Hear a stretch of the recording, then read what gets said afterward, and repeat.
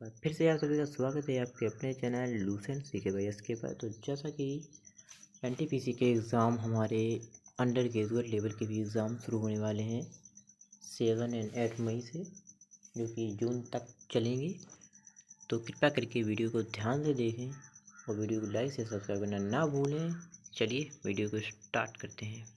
यदि हम बात करते हैं अपने आज के पहले प्रश्न की, जो कि आपका है भारतीय दंड संहिता से संबंधित आईपीसी की धारा 498 ए किससे संबंधित है? तो इसमें आपका करेक्ट आंसर तो हो जाएगा डी। पति या उसके रिश्तेदारों द्वारा महिला के प्रति क्रूरता, मतलब इसके बारे में तो हम जान लेते हैं। तो इसके बारे में भारतीय न्याय संहिता बीनस 2023 1 जुलाई 2024 से लागू हो गई है, जो कि आईपीसी की आईपीसी को जो कि प्रस्तावित करती है। आईपीसी की जगह वीनस आया और जो कि 1 जुलाई 2024 से लागू भी हो गया, जो औपनिवेशिक युग के भारतीय दंड संहिता आईपीसी 1867 की जगह लेती है। यह कानून 20 अध्यायों और 358 धाराओं के साथ आपराधिक न्याय प्रणाली को आधुनिक बनाता है, जिसमें आतंकवाद, संगठित अपराध, सामुदायिक सेवा जैसे प्रावधान जोड़े गए, जबकि राजद्रोह को हटा दिया गया है। तो उसमें धाराएँ कितनी हैं? बीनस में 358 धाराएँ, और जो कि आईपीसी में थी वो थी 511 धाराएँ। ठीक है। अगर हम बात करते हैं इसमें जो आईपीसी का जो कानून जो कि आया था, जो 1860 में इसमें मतलब कानून बना था और 1862 में लागू हो गया था। इसका जो कि प्रारूप है वो मैकाले के द्वारा तैयार किया गया था। मैकाले के द्वारा आईपीसी का प्रारूप, ठीक है, उसकी अध्यक्षता में। चलिए अगला देखते हैं। अगला आपका है पंचायतों में अनुसूचित जातियों, अनुसूचित जनजातियों, महिलाओं के लिए सीटों का आरक्षण किस अनुच्छेद के अंतर्गत आता है? तो आपका हो जाएगा ए, अनुच्छेद 243 डी के अंतर्गत। चलिए स्टार्ट करते हैं, अपना अगला प्रश्न देखते हैं। तो अगला प्रश्न तीसरा है आपका, भारत में पीआईएल जनहित याचिका मुख्य रूप से निम्नलिखित में से किससे संबंधित है?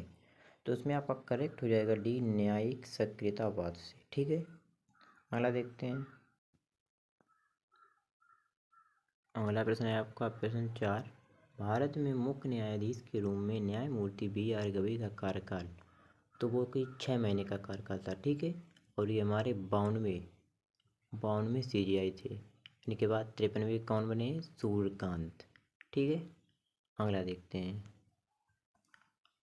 अगला आपका है निम्न में कौन सा अधिनियम भारत में लोक अदालतों को विधिक परिस्थिति प्रदान, लीगल स्टेटस प्रदान करता है?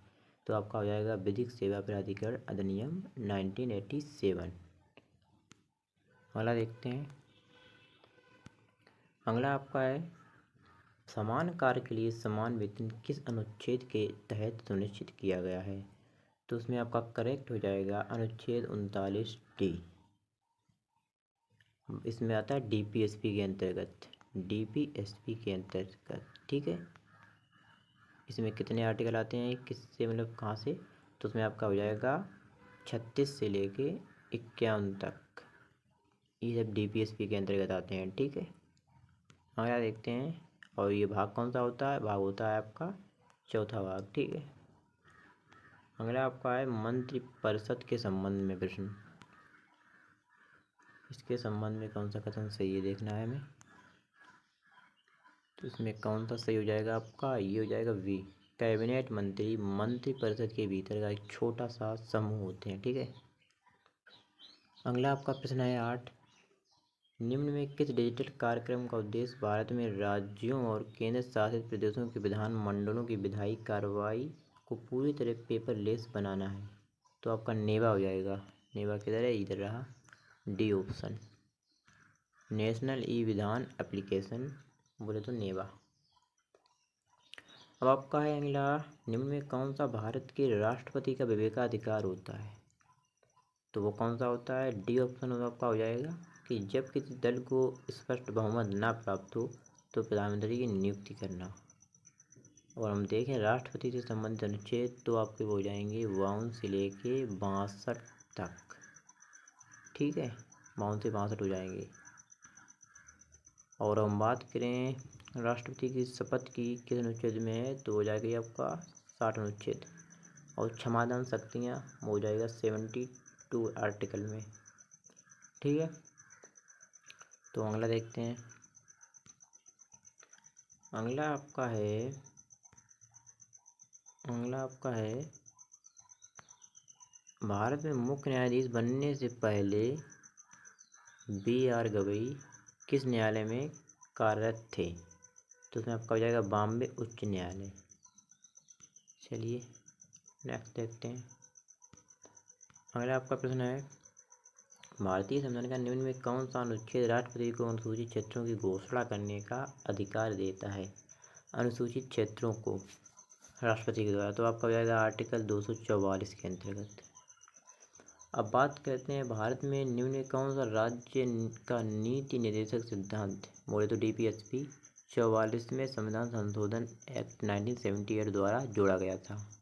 तो उसमें आपका करेक्ट आंसर हो जाएगा व्यक्तियों और समूह के बीच आय और स्थिति में असमानताओं की कमी। ठीक है, अगला देखते हैं। तो ये आर्टिकल किस में आता है? 38 में। ठीक है, 38 के 2 में। अगर हम बात करें अगले प्रश्न की, निम्न में कौन सी भारत की संघीय प्रणाली की वो विशेषता नहीं जिससे इसका एकात्मक चरित्र प्रतिबिंबित होता है?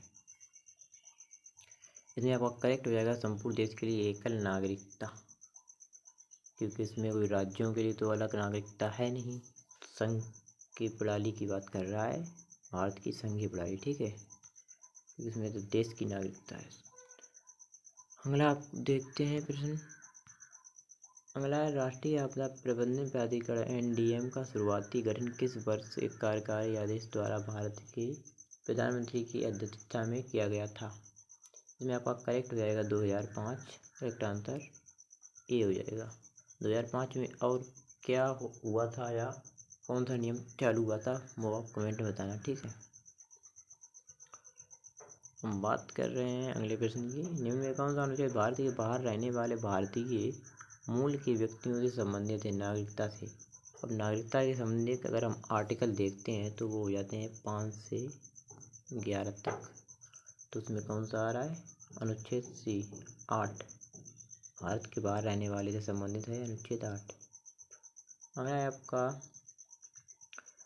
विधि सेवा प्राधिकरण अधिनियम 1987 के अंतर्गत लोक अदालतों को निम्न में किन मामलों को निपटाने का अधिकार नहीं है?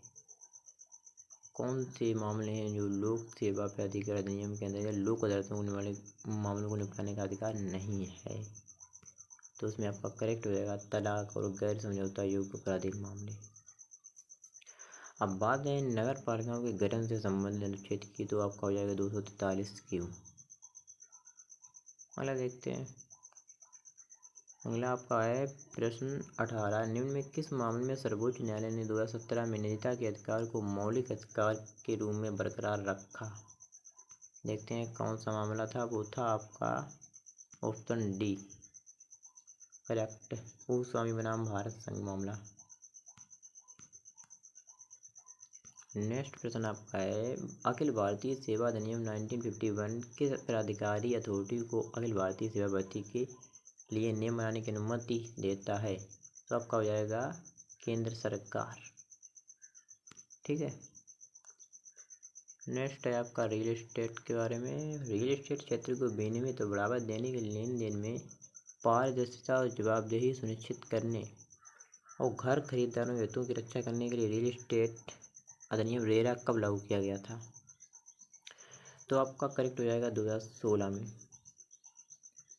देखते हैं 21%, लोक सेवाओं का अधिकार कानून सबसे पहले किस भारतीय राज्य द्वारा पेश किया गया था? तो आपका करेक्ट हो जाएगा मध्य प्रदेश MP के द्वारा। अगला देखते हैं प्रश्न अपना 22वां प्रश्न, किस संविधान संशोधन अधिनियम के अंतर्गत मौलिक अधिकारों में संशोधन करने की संसद की शक्ति को बहाल किया गया था? तो आपका हो जाएगा ए 24वां संविधान संशोधन 1971, जो कि गोलकनाथ बनाम भारत संघ मामला था, उसी केस को पलटने के लिए 24वां संशोधन 1971 हुआ था। अगला देखते हैं हम। अगला है आपका 23वां प्रश्न। भारतीय संविधान की 5वीं अनुसूची के अंतर्गत निम्न में कौन से राज्य आते हैं? तो आप बता दें 5वीं अनुसूची के अंतर्गत 10 राज्य आते हैं, ठीक है। उनमें से है आपका झारखंड और छत्तीसगढ़। और हम देखें असम, त्रिपुरा, मिजोरम और मेघालय, जो कि 6 शेड्यूल में आते हैं, ठीक है। अगला देखते हैं। अगला है आपका असम में 171 कथित फर्जी मुठभेड़ों की जांच के संबंध में उच्चतम न्यायालय ने क्या निर्देश दिया?